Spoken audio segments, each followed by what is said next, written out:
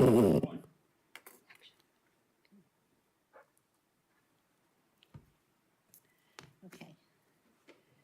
This is the March 12th, 2025 meeting of the Brisbane Parks and Rec Commission. I will now start the meeting at 6:34 p.m. Is that good? Can I get a roll call, please? Absolutely. Starting with our Vice Chair, Davis. Present. Commissioner Anderson, welcome. Commissioner Comerford. Present. Commissioner Greenlee. Present. Commissioner Sewell. Present. And we actually have our Chairperson Sims joining us virtually tonight. Julie? Hi, Julie. Present. She's present. She's present. Consider her counted. Hey, I'm not on.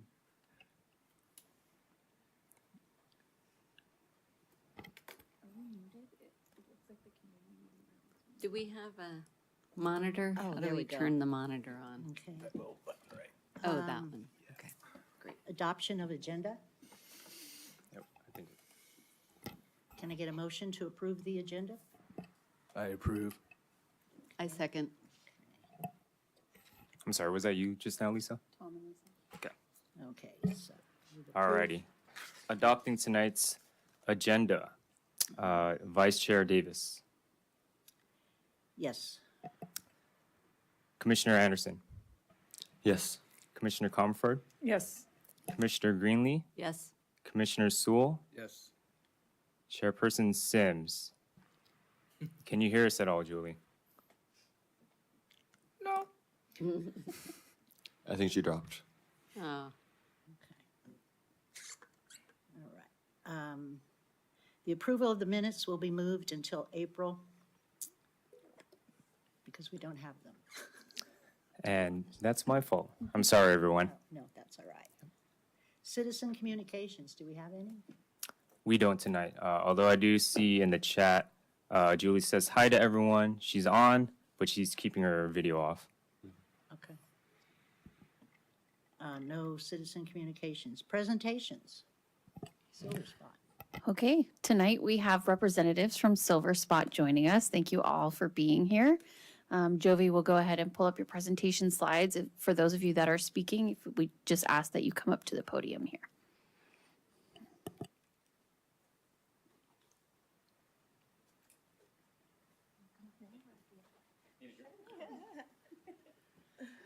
Oh, I can read better without these. Hello, hello. I'm Diana G., and I am the director and teacher at Silverspot Co-op Nursery School. I am one of the founding families for Silverspot. My son went there many, many years ago. We are in our 23rd year now, and we started there. My husband worked in town. We found the school. We were founding members, like I said. We started the school from the bottom up, and I decided to change careers, went back to school, and decided to become a preschool teacher. And at the time that I was ready, Silverspot didn't have room for another teacher, but Parks and Rec in Brisbane did. So I taught at Parks and Rec preschool for 8 years. And I made my rounds at some other schools, and I came back, and it was a full circle moment. Right before COVID, I came back to Silverspot, and I'm still there, and we're still alive, so we're really happy. We can go to the next slide. Our mission at Silverspot is to provide a positive, safe, and healthy play-based learning environment for young learners in Brisbane and the local community. When we first started planning for a school, it was a big community effort. I came in once everything was already done. We were the first families enrolled, but previous to that, it was a grassroots kind of a thing for Brisbane, and there was some strong families in town who really believed in a play-based learning environment, and they wanted to make sure that it was a co-op, not just a drop-off kind of preschool. We wanted it to be very community-minded, and a co-op presents itself to that. We are a licensed preschool. We are a nonprofit, and our enrollment, we can take up to 20 24 kids at a time. So we have a morning program that can go up to 24 kids, and then we have an extended care, so we are open from 8 to 5. I'm going to pass it on to our board president, Tom. Hello, everyone. I'm Tom Faust. I'm the current board president of Silverspot and also a parent of one of the students at Silverspot. As Diana has already mentioned, it's a parent-run and organized co-op that follows the Regia Emilia approach to early childhood education, which is kind of play and environment and community based. We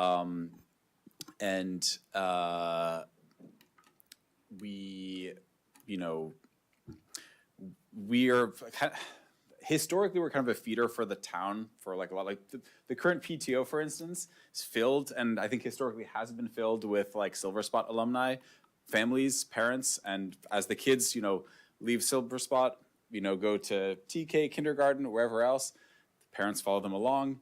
So it is kind of I think look at it now as kind of like a nucleus of community building within the community, within the city.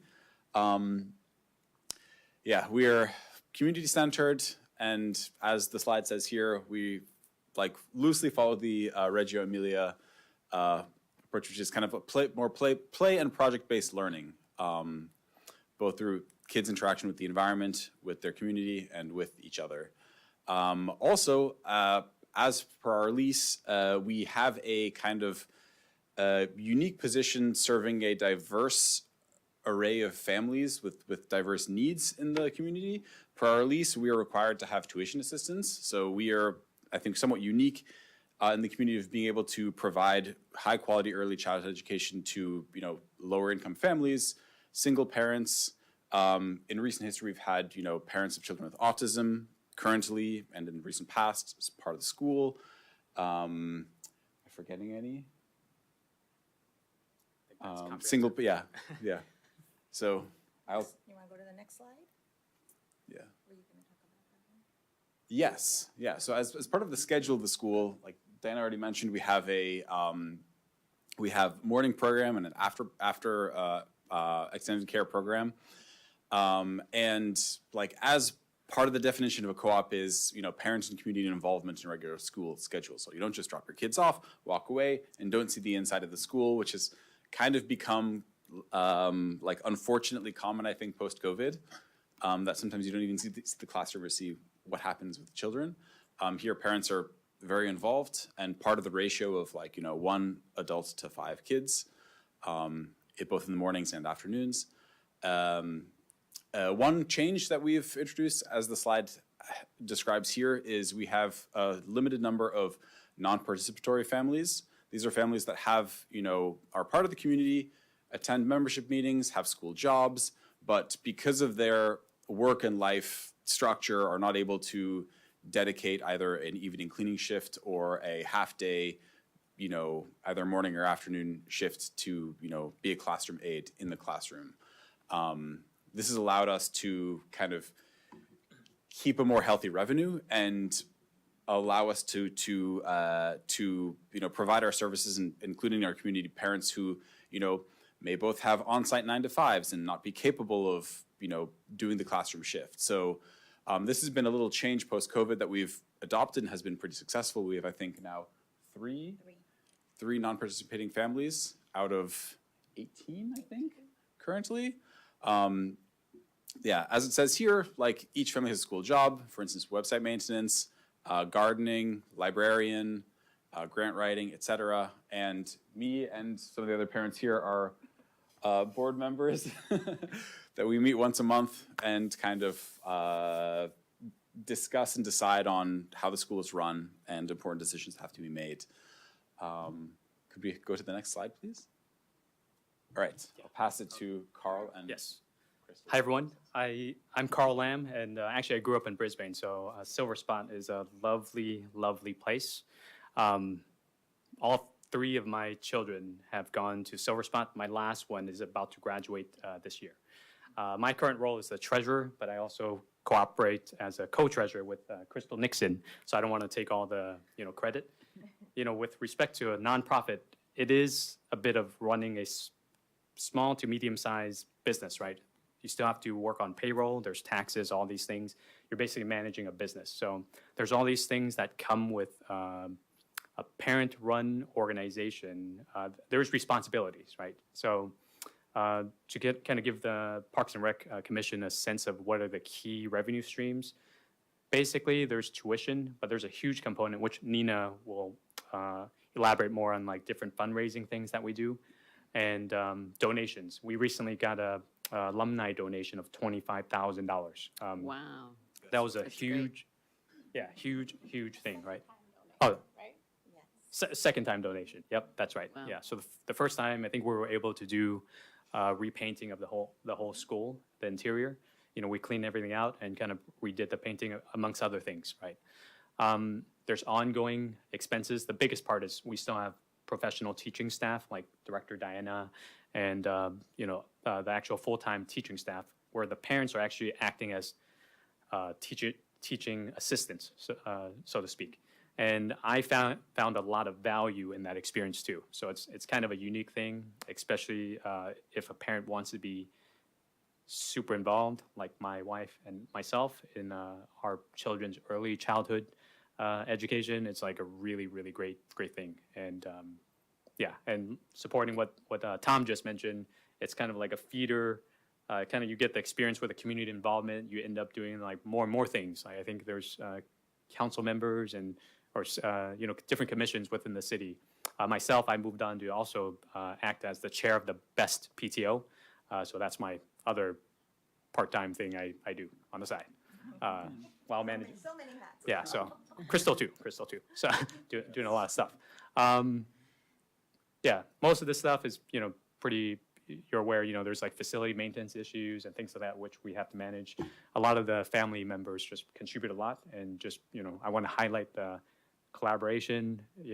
Historically, we've had maybe up to 40 families, and during the COVID years, there's some turbulence during those years, so that was a struggle with the finances, and I think we're coming back up, in better shape. So, next slide. Nina. Hi, everyone. I'm Nina. My son goes to Silverspot, and he started there just before he was 2.5. He'll be 4 in May.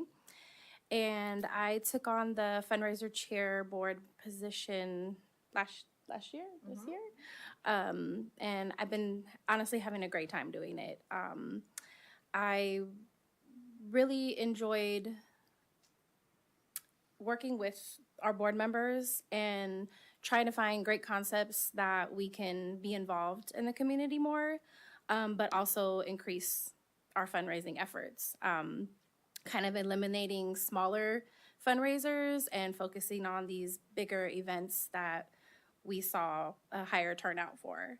One of which didn't make the list because it's not in 2025, but Nicole, you helped us out a lot with the Festival of Lights. We did our first beer and wine stand there, and How did it was go? super successful.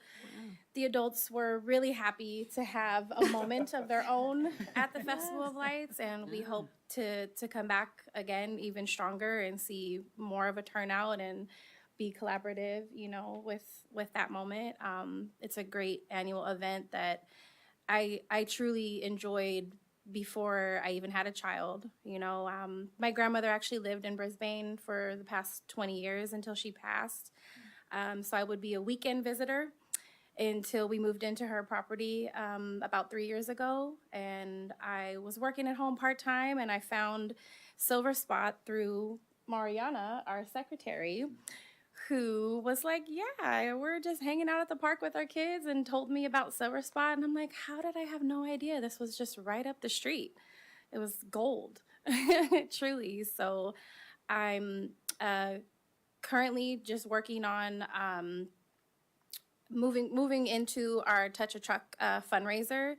And we had a super successful pancake mixer, which was, we're hoping could turn into twice a year, if not just an annual event. We saw so much great feedback from the community that attended this event, and they just truly enjoyed the moment to come together and eat. And we had, you know, some things playing for the kids, and there were crafts tables and lots of things happening and lots of moving parts.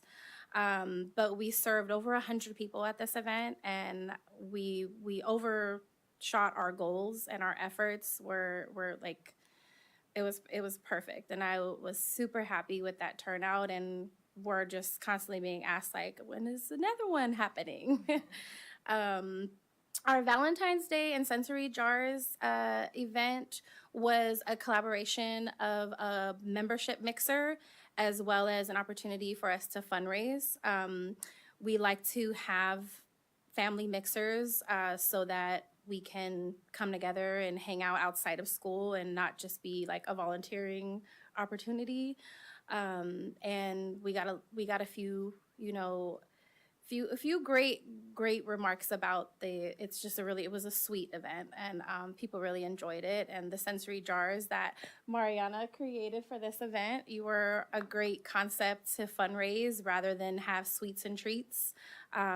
She created these really great jars with homemade Play-Doh and sensory items. So those were a hit. And we actually just got our permit for our Touch a Truck event that's going to be in the Brisbane Marina the weekend after Easter. Super excited about this kind of event. Crystal attended a Touch a Truck event back in October in San Francisco, hosted by another co-op, and there were hundreds of people there, right? And it just seemed like such a great concept to involve our community, adults, children, our businesses in our community. You know, we've already got Public Works confirmed for like 3 different trucks, and Brisbane PD, and we've got a whole list, you know, but at least five trucks confirmed already, which is amazing. And we're just, with each of these concepts, you know, it truly takes a village, right? Like, it's on us to circulate the information, to go out in different cities and post these events. But it's also our membership and our families who help us spread the word. And this is truly, I think, going to be a great event. And I think we're going to Can we move on to the next slide, go please? over It has the our event. goals. There it is. Oh, Yeah. here we Oh, go. wow. I didn't know you put that in there. So we like to do a great flyer, and we have contacts. I have a great communication with Caroline Chang, and she's super helpful to help us get these in the blasts and in the Star, in the library, you know. So I've really appreciated through this process the business professionals in this community that I get to meet, right? I wouldn't necessarily have that opportunity if I wasn't acting in this role. And I just think it's pretty sweet, you know, just to know, like, the people are very approachable and kind and wanting to help, you know. I just feel like everyone has been super supportive of our efforts to fundraise, and it truly is a big part of our co-op. And our membership has a great time, and I think the community is having a good time with our events too. So we're just gonna keep going. I think that's it for this part. Okay. I think there's a concluding. Yeah. Oh, one I more? think there's 1 or 2 more. Yes. Okay. Yeah. Yeah. Yeah. So our current school enrollment is a little bit up from the turbulent post-pandemic years. We're currently at 18 students for teaching staff. This 18 is probably going to be 21 in the near future, which is kind of our goal for staying in the black financially, to be 20 or above. And the age has shifted a little bit younger, as, you know, TK has taken in a lot of the kids that are like 4 years old, moving on to kindergarten next year. As a result, we've moved a little bit younger. The majority of the kids that you see here in this picture are between 2 and 4 years old. We have a couple that are graduating directly into kindergarten, but others not. I think we have one more concluding slide after this. Yes. We appreciate the ongoing support from the city of Brisbane, for the school, for the space for the tot lot, and we want to keep in communication with you guys, with city council, and work with the city on some like ideas and infrastructure updates. You know, Tot Lot is very big. 30 years old or something. 30 years old, yeah. Yeah. There's stuff that could be done with it, creative things, you know, like there is as in most of California, there's real estate problem. Tot Lot is a big space. We only have one classroom within Silverspot, but I remember talking to our mayor about potentially having, you know, additional classroom space in the Tot Lot. Of course, this requires a lot of planning, a lot of sweat equity. Yeah, I'll provide one or Yeah, two comments. yeah. Yeah, I do think, so Tom and I were actually just chatting with the mayor about Tot Lot, and I think there's probably some opportunity to find a creative, like cost-effective way, even through grants and things. So we are interested in eventually updating that. It's basically a public space. It's the In between Behind- our school and the pool. behind The Silverspot. playground. Yeah, It's the playground. yeah, it's called the Tot Lot because it's like a tiny lot for toddlers. It's like It's a sandbox. playground with a sandbox. Actually, yeah, the space is actually not tiny. Yeah. The infrastructure is smaller stuff for smaller kids. But yeah, it is, you know, multi-decade and, you know, things are a little dated. You know, I think BES, for example, had an update with a Kaboom grant to upgrade their structure. Structure again. It was like, I think in the 30 grand ballpark. They've So done it is that twice, I think. Yeah, that's right. Yeah. And Panorama did a similar thing with a parent volunteer kind of to put it together. So I do think there's some opportunity here that we should consider. So just a seed idea, we can explore that further. So, yep. Thank you. Thank you. Thank you. Any questions? You guys are okay? That's it then. Well, I'm really interested with your model because I was part of the original organizing group that came up with the idea when my son, who's now 23, you know, was being born. And I'm interested in your model because I think it's a really successful model that we could think about for other things that we might want to do with some of our like the old community center. Like, how could we make that a co-op of some kind? Or, you know, even our Park and Rec nonprofit, how can we get the community involved? Because you guys have done a great job of getting the people who actually use your facility really involved in the running of it. And I think you're a great model for that. So, yeah, I took copious notes. I think your fundraising has been great. And I'm so glad that you guys got on the beer and wine train because we always need that at our, well, we don't always need it, but having it at our events, is nice. And because it brings more people out. And that's the whole idea of our Park and Rec events is we want as many people as possible to come out, and you guys are adding to our events. So I really appreciate your inclusion with our Park and Rec. I like how we support you, and you do a lot of work, so it's really appreciated. Anybody else? I would imagine this sells out, or you have to turn people away. But you say you're not up to, maximum. So our program has definitely changed after COVID. We wouldn't even, the way our model is now, we wouldn't be able to do 40 families again. Got it. More families are needing full-time care, so I can only have 24 kids in the classroom. So if I have 13 kids who need full-time care, then in the afternoon extended care, I can't have another 20 kids. So pre-COVID, we had a morning program and an afternoon, so we can have 20 in each side. So that's how we got the 40 families. Got it. There wasn't a lot of families who needed the full-time care. When I first started back at Silverspot, I think there was only one family whose child was there the full day, every day. Everybody else was, you could even do like 2 days. We don't even have that option anymore. Our very part-time would be 3 days, or just all mornings or full-time. So if we were full at capacity, it would be 25 families. So are you turning people away? We're not turning, No? we Okay. haven't met our 25 Got yet it, got since it. COVID. But next year, which I didn't tell the board yet, I was going to say it at the meeting, I think we might actually have a waiting list next year. That's great. That's great. Yes. So, You know, I drive by, I walk by there every single morning with my kids. This is last year at at Lippman? Yeah. I thought you looked familiar. And you know, my mom built this school and a school in Noe Valley with the same kind of, Model. you know, model. And so I'm really, it's fun to walk by. The It Noe is, Valley Co-op? well, no, your co-op. Oh, And I worry about that corner quite a bit with traffic and cars pulling out there. Have you seen or any complaints? I've actually been. In the 20 years that the Yeah. school has been there in that location, we haven't had one Okay, good, incident. because I see a lot of my friends speeding through there, and it makes me, Yeah.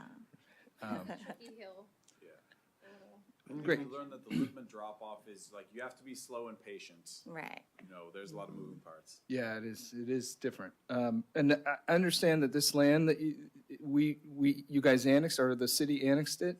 Is that how that worked? The land that Silverspot's on? It's a city property, and when we started Silverspot, they were generous enough to let us use the space, but we had certain parameters that we had to meet in our lease agreement. That's the history of it. And it used to be owned by the school. No, it No? was, It it was, city- it was the city. It was always a Recreation city Department. property. Always a city property? Okay, got Yeah, it. was the but it Recreation was, it was Department. leased to a private Yeah. Yes. Ah, that, okay. that the original Silverspot, was it called? It was called, Yeah, the- it's called Silverspot. okay, They it was changed called it to- Silverspot, yeah. and, It was yeah, the so kid- we were what taking was it called? over. Kids, Kids. kids and things. Kids and things. Yeah. We actually have parents now who used to go to that Kids and Things in that building, and now they are bringing their child to Silverspot.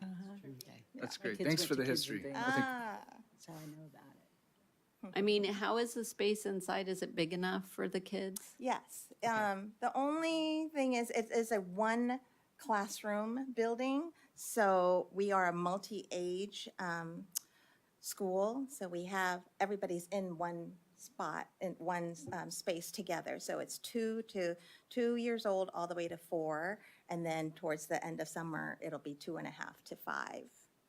Oh, wow. Because they'll all just reach up. So we take in 2-year-olds at the beginning of the school year, but we won't take a brand-new 2-year-old after January because the age gap is just too big, and then we're not servicing either one properly.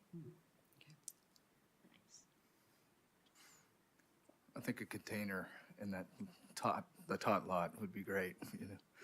Another classroom. Yeah. You know?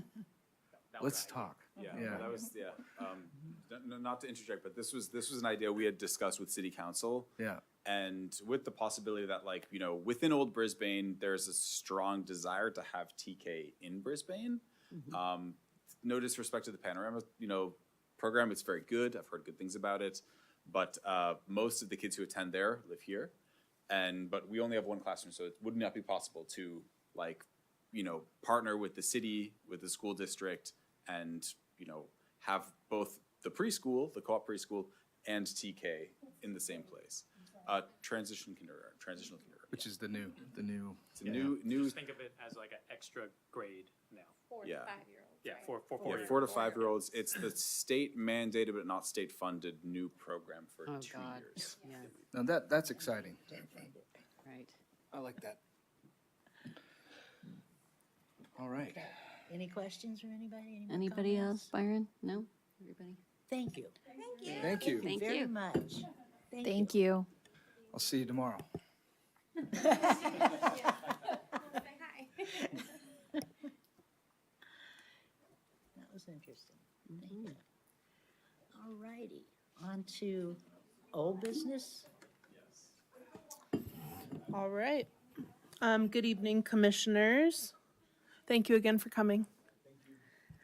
So tonight we are going to review feedback from the recent Young Adult Series community-wide survey, and we are hoping for the commission to provide direction to staff regarding next steps.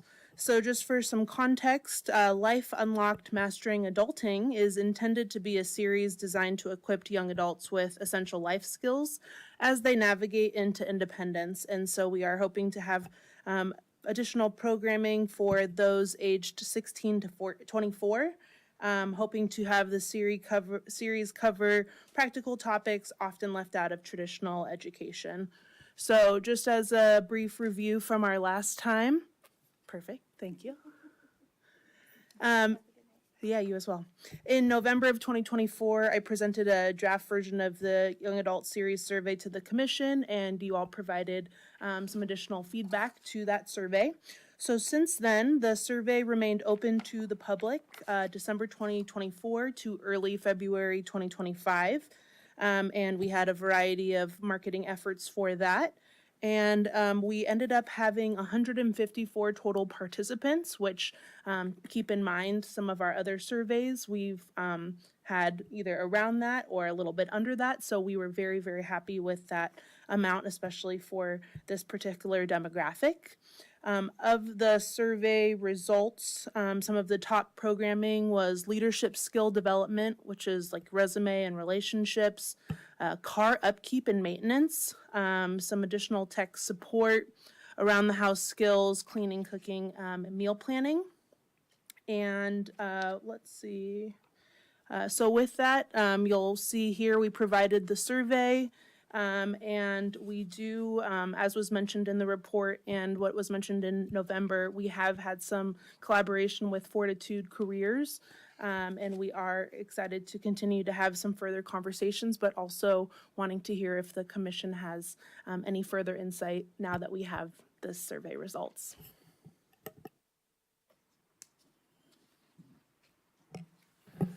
I had some questions about how these programs would be taught, like who would be actually leading the teaching and how that would be administered. Absolutely. So that is what is kind of still in the works right now. As was mentioned, we had preliminary conversations with Fortitude Careers, who has an established cohort program already. While they do focus on life skills, their kind of primary focus is within the construction and trades realm. However, after those conversations, a lot of what has been offered within those cohorts are areas that we can kind of pick and pull to potentially explore if their team can kind of take on some of the assignments. With that being said, car upkeep and maintenance, if we had folks in town specifically that were interested in giving back.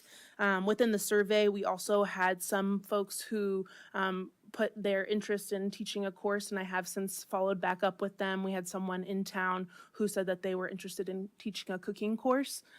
So again, from that survey, we've kind of made those connections, and that's the hope. And again, with the commission, to be able to provide insight or direction of if you might know other resources we can connect to. Okay, Julie, you're up. Thank you. And, as you know, Nicole, I love Fortitude and work closely with them. And I was struck when I was reviewing the survey results just by the fact that so many were interested in leadership skills. And I wonder if we try out something focused with leadership that also is a certificate program.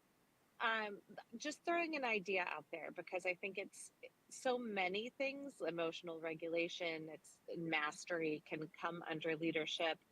The other thing I would say is Byron, our new council member, is very connected to this group. So I would love to see him, work on this closely with you, because I think it's such an important thing. And we have someone who kind of brings a unique mindset to this. Give the new guy a job right off the bat. I love it. Yeah, I'm definitely interested in however that process will end up happening. If there's like times during the week where that could be worked on, I could come into the offices and we could talk about that, or just generally during the meetings or through a subcommittee.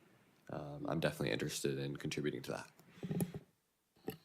Absolutely. I will keep you informed. And I did also just want to do a quick kudos to Byron, who already came to our Youth Advisory Committee meeting and spoke to the group there.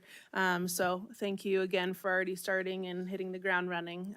So looking forward to continuing to work with you on this. And if there are any other insight or feedback from the commission. Otherwise, I think we do have a bit of direction, and with Byron's support, I think we'll be able to keep this charge going. I think we should look at all the top three there: tech support, cooking, car, all of it, you know.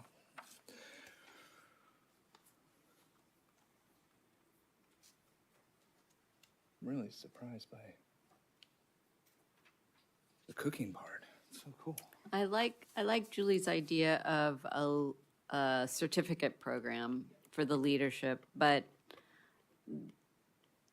I guess all the curriculum, how it would be taught, how it would be measured, would be something that perhaps Julie, because she's got a lot of expertise in leadership programs, and Byron could work on putting together those programs.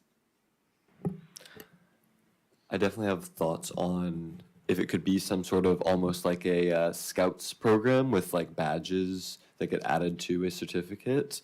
If we were doing some level of repeat classes, so that a lot of these areas could be caught under different umbrellas, and you could, that would give you more ability to rerun the same class for different sets of students and catch a lot more people in that net than just try to do one program in an inconsistent, like a single snapshot.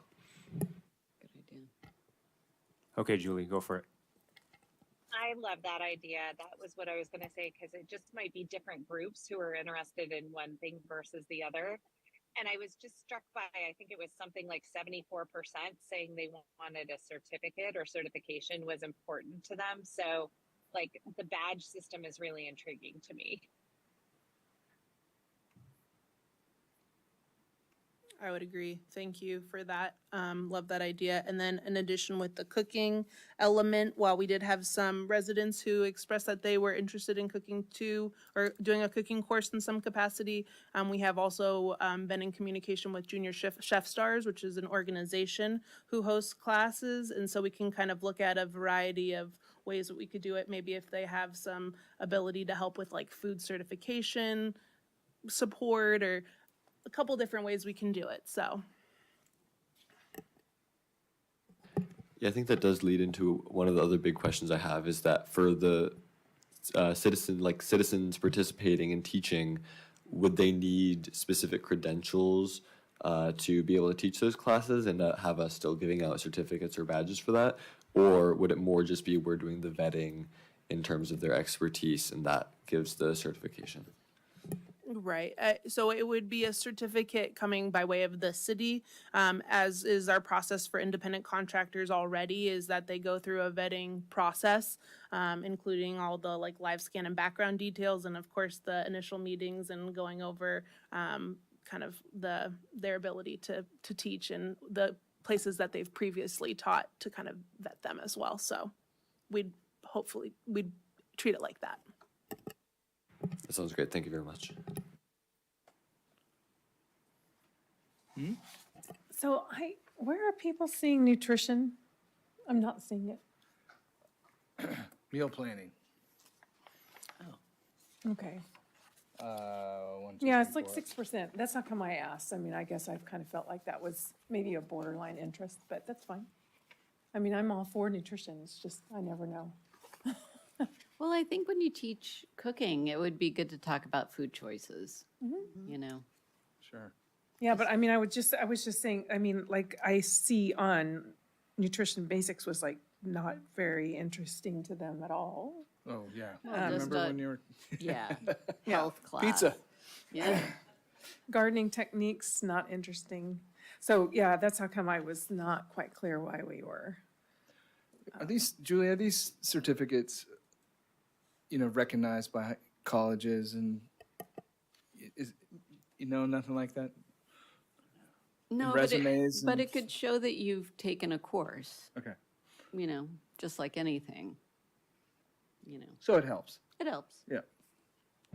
Everything means something. Right. And Renee, to your point, I think when we were extracting the information, it was based off of like the meal planning and cooking for one, the kitchen basics, those were a little bit higher up, but as was stated, maybe one of those options within the cooking is along the lines of nutrition, if there's interest. Yeah, for sure. I mean, Julie? I'm all for it. I just want to make sure that we're hitting what they want. Okay, Julie. Yeah, to Tom's question, I think it's interesting. Like, I would like to see a badge or certificate that they could put on their LinkedIn profile because, you know, that's just for out there for the world to see, or their resumes or whatever, you know, makes sense. And I think it would be our own thing, but it would signify that they had the interest and took the course. The other thing, and this is just kind of a thought that occurs to me, so I don't know what you want to do with it, but the cars and the cooking, these are things that are interesting to me too, especially the cars. Having just purchased a new car, like, I wonder if that would potentially even, some of this would be broader. And I know that kind of gets us away from the young adult, so I'll just say that as a comment and not something that has to be acted on. I mean, just to reinforce the badge thing, one of my interviews about 10 years ago that probably helped me get this job was that I had listed some weird thing I'd done in like an interest. I had done it, like I traveled someplace and taught a class or something, but I just listed it in like this tiny little section on my resume that was like other interests. We talked about that for like half my interview. Wow. And so it is funny what people pick up on. So yeah, I agree. The certificate thing would be really good to include. Absolutely. It makes you unique. Yeah. Great. Well, thank you, commissioners. Thank you. Great job. Great turnout, too.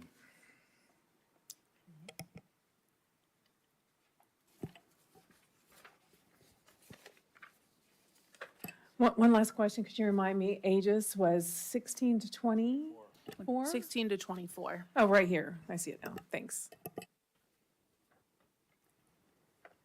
All righty, new business? And we have the Public Art Master Plan. All right. Well, it is my privilege to share with you tonight the Public Art Master Plan that the Public Art Advisory Committee has been working diligently on for the past year. Oh, sorry. Sorry.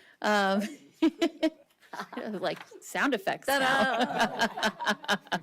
Well done, Lisa.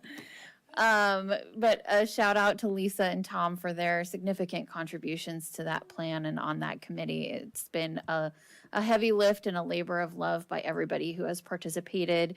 There was significant community input throughout the process. We worked with the consultants 9 Dot Arts, who also assisted with public engagement and structuring the plan. So it's about 100 pages. We're not going to go through it tonight. Hopefully you've had a chance to go through it on your own independently. It is going to City Council for their adoption next Thursday night. But really this was just to give you the opportunity to make comments on it. If you haven't already had the opportunity to do so, we can pull up specific pages of the plan. But ultimately, the purpose of this is to provide direction to City Council and the community for future visioning of public art in Brisbane. And so I think everybody who worked on it is proud of it, and it's very exciting for next steps. So with that, I will just open it up to discussion or if there are any questions. I have a comment. I think, when we look at public art, we're thinking, a lot of creativity, but I think the thing that I learned the most from this process, the thing that I'm most proud of is collaborating with Public Works on issues that they needed to accomplish, and we're collaborating with them side by side to do great projects together to help stairs, but make the stairs more creative. And so that, to me, that's a great use of these types of quorums and debates and working together with the council to help improve and make their jobs easier. And I think they're actually enjoying adding art to their kind of Public Works, normal jobs. Now they'll be able to see something else happen and kind of give us ideas too. So that's my thought. What have you learned? Well, I love thinking about public art. Now, everywhere I go, I look at public art, you know, and I go, that's a great idea. And the one thing that struck me recently was how much public art can revitalize a town. Because if you install public art in your community, then people who visit, you know, if there's an art walk and it goes down visitation in some way, then people are going to go, oh, I want to go look at art. I'll go to Brisbane and do their art walk. And then while they're there, maybe they'll buy a cup of coffee. You know what I mean? It's just a way of enhancing our community, enhancing our town that maybe makes us a little more vibrant. And not just some place that people, like a bedroom community that nobody ever comes to. So I'm really looking forward to kind of that aspect of broadening the scope of what Brisbane is about. That it's more like when we put in our stairway, which is one of our first projects, and we're working with Public Works, we're not just making a stairway that has a very plain vanilla stairway that we already have all over town, but something that's unique that people might discover. Oh, I heard there's a really cool stairway in Brisbane. Let's go see it. You know, and so that is one thing about public art that I don't think people highlight enough, but that's what I'm really looking forward to as we get more projects underway. So that's just my little 2 cents. So if somebody, a citizen, had an idea, how would they bring it forward? Oh, that's a great question. You know, because if you don't know somebody, how are you going to know? You know, you feel intimidated. Some people feel intimidated just to come forward, so. Well, all the meetings are public. Yes. All of the public art meetings Yeah. are public. Just like And- this. And we've had people show up and just say, what about this idea? And when we have on this master plan, all these different areas in town that we're thinking about adding art to. And whenever they come up, we hope that the community would come forward and say, this idea I see as maybe sculpture or maybe, you know, a painting and then when it goes out to bid, they come and they look at all the artists that are bidding on that project and they give their 2 cents because that carries a huge amount of weight. We want as much public participation as possible, more than sitting back and commenting, but if you actually participate in the meeting, which everyone is invited to do, that carries more weight than a phone call or a letter. You know, it's actual participation. I know it's a little tough, but it's really not. Maybe what Trudy's saying is that we need to be a little bit more transparent on what we're doing. I mean, we do have a lot of money in the fund, which makes it a little bit more controversial.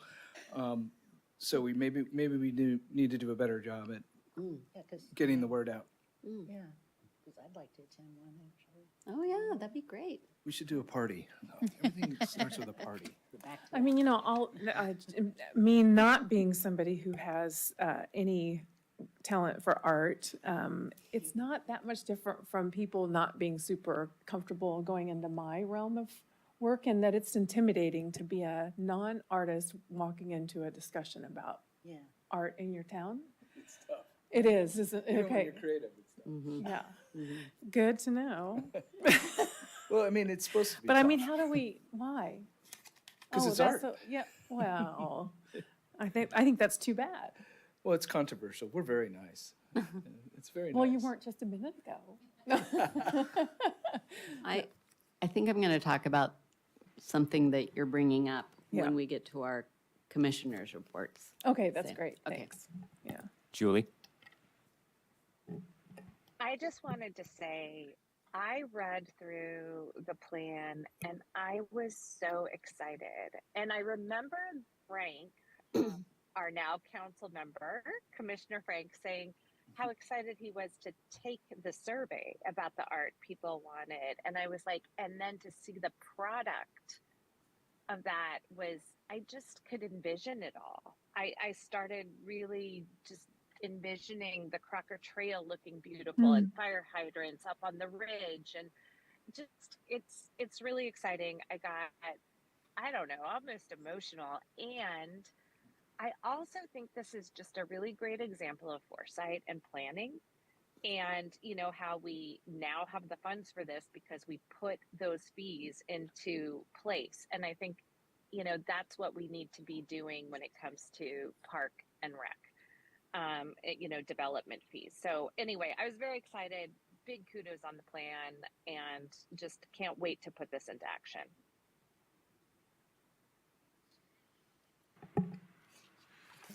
Anything else on this?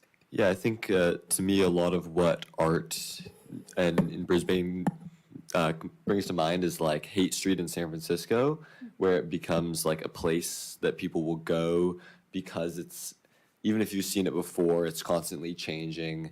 And so I think this can be a great place to implement it into a lot of projects. You know, you're talking about adding it into public works, but just almost all of the like infrastructure and with developers and the development fees. Part of that development fee can definitely be, you know, you're paying this development fee, but we'll also be incorporating some art into your development for both the benefit of the developer and the benefit of the town. And a lot of that process, I'm curious about the process and finding that consultant group and how that process was like, and what working with them was like, since that's more, you know, something I'm curious about. I was kind of adverse to a master plan at the beginning. I didn't know enough. I also didn't know a lot of the history and the problems they had. And as soon as I got up to speed, I think it was one of the better decisions we've made. And we I don't know, we went out to about 8 different companies. They all provided great reports. I don't know, something we connected with this Colorado group, and I think it's been a really amazing collaboration. They came out here multiple times and walked around and interviewed people at Day in the Park. I think they really got us. They listened, okay? And I think they spent time on the ground and got to know us too. And I think that's why the plan's a huge success, just based on listening to us and implementing it. And it's a big job. And it's worthy of the plan because it gives structure to everybody. And if there's any questions, the public can go look at the plan and let them know. It educates the public that this is about them and not about our commission.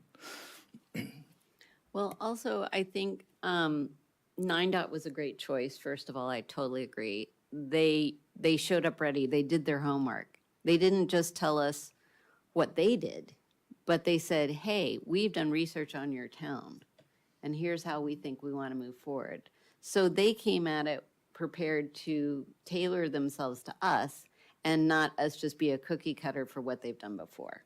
You understand? It was really nice, and that's why they really stood out for us. But also, this plan takes the whole, you know, honestly, if you just have a pot of money and people who are trying to spend it, and they don't know the prices, and they don't know the artists, and they don't know the process of getting it out to the public, and they don't know what's fair, and they don't know what, there were just so many holes in our process that nothing was happening. And what was happening was failing, you know? And so now, you know, even our first project, which was the stairs, we knew how to do it. We knew how to put it out there. We knew how, you know, we had a process that made sense. And it worked. It worked. We had artists come forward and say, hey, here are our ideas. And we went, wow, actual artists want to do our projects, you know, which had never happened before. And so this, I think, is the recipe that we needed for success. And Well said. Well there said. you go. I think it was unanimous on the group too. I think across the board, everyone, they were so prepared that 9DOT was it, you know? All right, sounds good. Thank you so much for that background. Okay. Again, anything else on this before we move forward? Nobody? All right, master fee schedule. Okay. So this comes before you each year. It's part of your responsibility as a commissioner to advise the city council regarding parks and recreation programs and fees and budget. So you have included in your packet the attachment, which is the current 2024-2025 master fee schedule.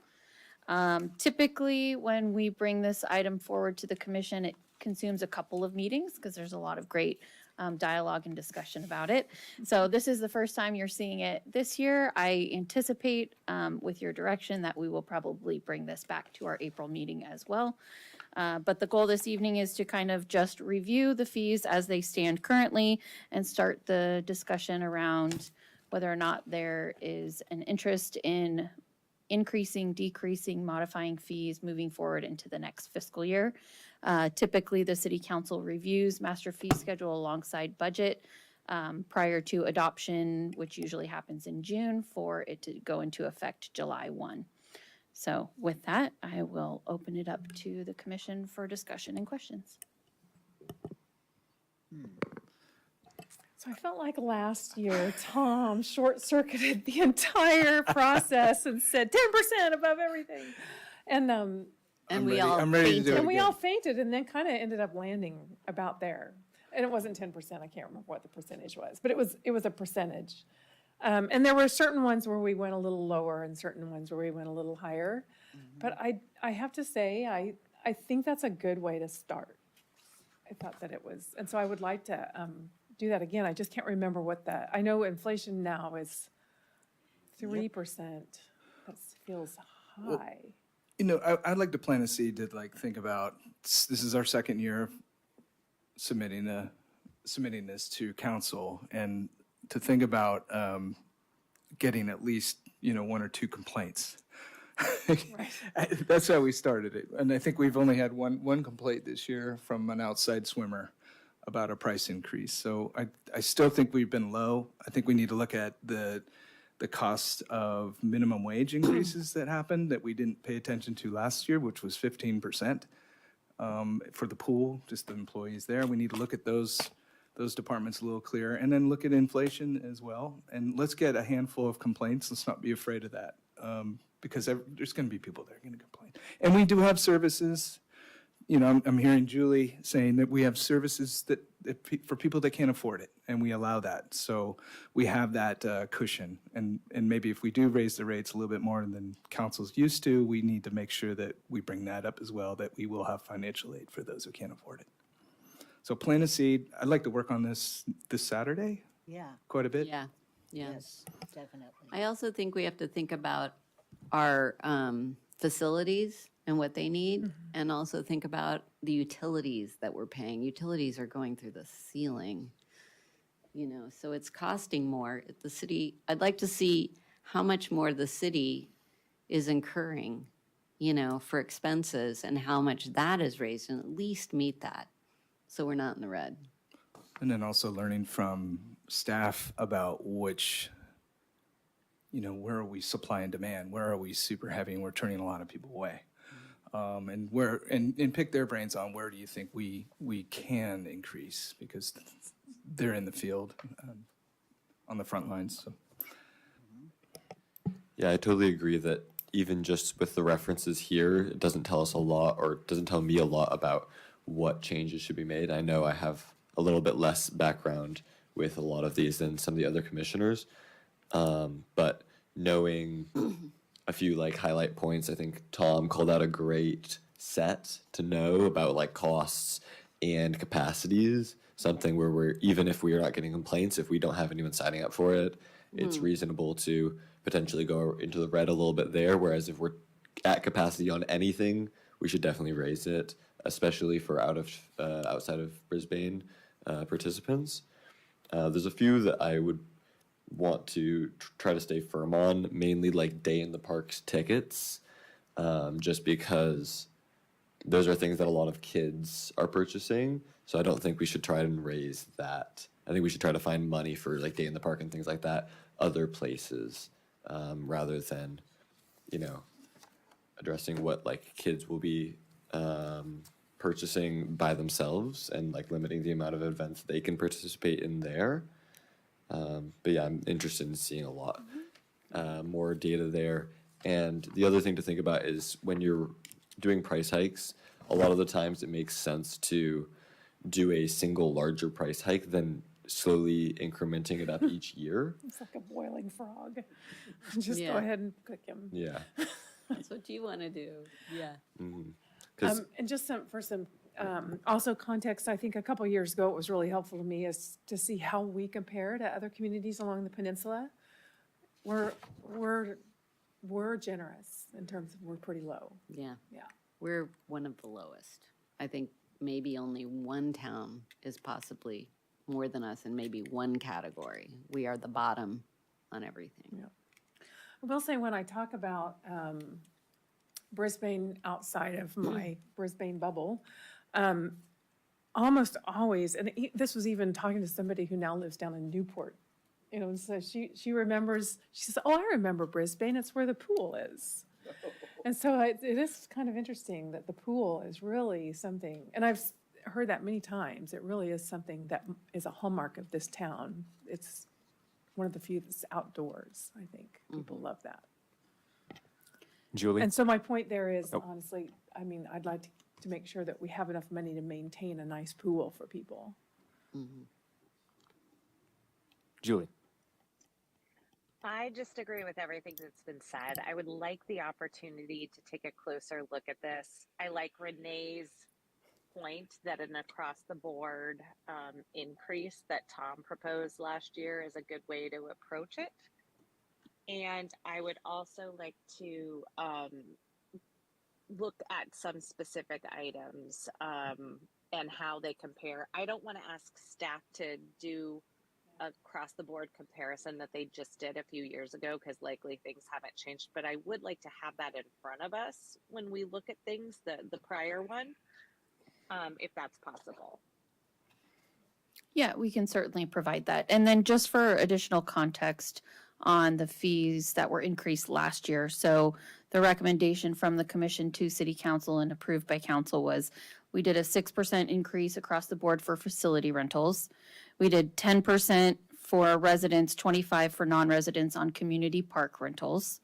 We did 10% for residents, 25 for non-residents on aquatics. We did 10%, 25 resident, non-resident for youth activities. And then there were a few kind of one-off fees that we either left alone or increased incrementally. Okay.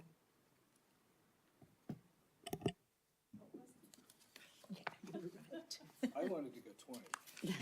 You kind of remember it was a jaw-dropping start. Oh, That's the way I Frank do was, things. no, Frank was with you, remember? Frank was like, let's do it, you know. I have to say, that was one of the greatest moments of democracy in my small career as a politician. I went high on purpose to jar, and we landed right in the middle, and it was great. It worked, and we were all still friends afterwards, which is the best part about it.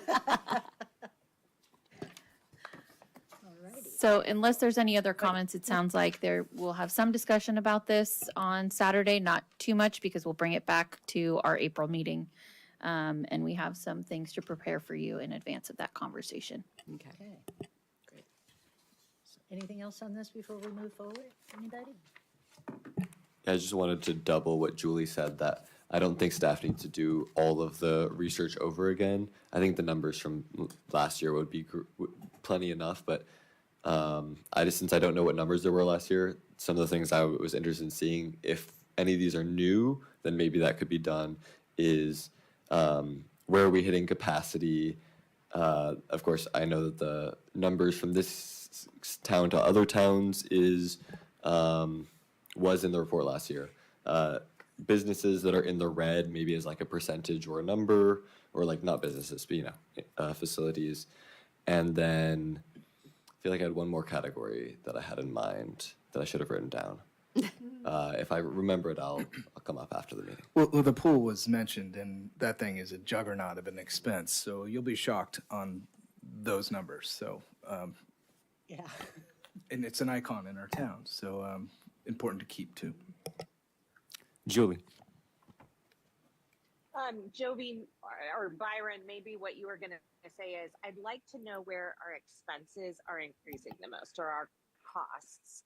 So there if the city just in round, can share us where our costs increasing really rapidly, so we have that sense too. Yeah, did you guys catch that? I'm sorry. We were talking about the next thing on the agenda. Can you repeat your question, Julie? Yeah, just want to kind of have an eye on where costs are increasing at a higher rate than we might not know because of utility expenses, et cetera. We can definitely provide that. Okay, great. Okay. Anything else before we move forward? Yeah, just one question. If we think of other things, can we just email stuff for when, like a Saturday? And should just the three of you or all of us? The three of you? Okay, great, thanks. Okay, reports. And Public Art Committee meeting held on 2/18/25, so. We went over the spelling and design aspects of the master plan for an entire hour. Yeah. There was some spelling errors and design comments. But the plan was great. The plan was great, and it was approved, so. Okay. That's all we did. All right, you know how to do a meeting. Next, setting subcommittee meetings. So the committees. next Public Art Committee meeting is on Monday, the 17th, March 17th, so that's already been scheduled. And then in terms of scheduling other subcommittee meetings, I would encourage you to be mindful of the time between now and our April meeting, because in April, you will all do your shuffling of subcommittees. So I would suggest to only convene the really time-sensitive ones and then just hold off on all the other ones until after you do your new assignments for subcommittees. All righty. Commissioners, any commissioner reports? Yeah, is it commissioner reports? Is that where I bring up my little Yes. issue? Okay, so as part of the Public Art Committee, we were thinking of doing a pushpin show. And we were thinking that it might possibly, as an event, be a great way to introduce to the community public art or the public art plan, along with having kind of a party. Yeah. Where we were going to call it the Day in the Life of Brisbane, and somehow get people in town to come and do a one-day event. Anyways, I'd like to work on that as an agenda item, and possibly a committee to get that going, maybe in the events committee. Yeah, so that's just something that came up, and I'd like to put that on the agenda for next time. Are you on events? I think so. Yeah. And Let's see. You are, yeah, Lisa and Tom are the two on events currently. So we can agendize. Gee, Crazy. isn't that It's on amazing? us. Yeah, So but we you- have to put it on the schedule. You can either schedule a subcommittee meeting to have that conversation, or we can bring it back to the full commission for discussion. I think we need to play with it in committee at least Okay. once, don't you think? Yeah. Yeah, we need Yeah. dates and Okay. structure and whatever. It was brought up very briefly in our longer events subcommittee meeting previously, so if we can divulge more time into that, I think that will be helpful. Do we need to set a date for that? Or Or, do we want to send some dates offline? yeah, let's do dates offline. great. Yeah, that'll be fine. Okay. Anybody else? Nothing? Okay. Staff, do we have any staff reports? Oh, yes, it's my favorite time of the meeting, department reports. So classes and programs, we have a lifeguard certification course coming up in April, April 4th through the 6th. That is all weekend requirement, and there's some procedurals that come with it, but keep an eye out. There is some open spaces. That same weekend is also spring swim lessons starting on that Saturday, the 5th. New summer activity guide is coming out early April. Resident registration is April 15th and non-resident registration is April 29th. That's mostly summer swim lessons. And then we have a few other summer courses that are in there as well, but our summer camp is already open. YAC is attending the CAYC 2025. It's reimagining the future of youth commissions, and it's an event in Burlingame, and it's should be a really great opportunity for them. So previously they've attended like YAC Socials, YAC Attack. This is something different with a different organization, so it'll allow them to hopefully be inspired by even more options. So that's April 19th coming up. LIT applications, that's our Leader in Training program, which is a part of our camp program. Volunteers are a part of that. Those applications are due April 25th. Brisbane baseball season started, today, March 12th, 2025. The Yard Goats and the Brisbane Bears. Yard goats. Now hiring, as we quickly are approaching summer, we have lifeguard positions, swim instructor positions, summer rec leader positions, and hot off the press, I believe in a week, is a senior recreation leader, which would be supplementing to our summer camp program, kind of like an assistant camp director role. So exciting things there. Upcoming events, Parents Night Out, the final one of the school year, this upcoming Saturday, which is conveniently the same night as the Best PTO spring thing. Just FYI, next week, if you try and get a hold of me Tuesday to Friday, might have minimal response because I'm going to be at California Park and Rec Society conference. So that's exciting. In Sacramento. Every other year it changes. Teen nights, we have one coming up March 19th, April 30th, and May 21st. In that activity guide, we'll share the summer dates, so more to come there. BDW has their recital May 17th and 18th at Mission Blue. They are doing Where the Wild Things Are, so that's another exciting. And then Mermaid and Pirate event is coming May 31st at the pool, so keep your ears and eyes open for all of those fun things. Wow. And that's all you have? All right. Written communications, do we have any? We do not. Oh, my goodness, so none of my letters went through. Wow. Okay. Well, then, if there's nothing else, perhaps we will adjourn the meeting. And this meeting is now adjourned at 7:45 p.m. The next regularly scheduled meeting will be on April 9th, 2025. Thank you so much, everyone. Thank you. Bang the gavel. Welcome, Byron. Welcome, Byron. Yeah, I forgot. Cut. Yay. Meeting is adjourned. Told you, it's not my first time with this stuff.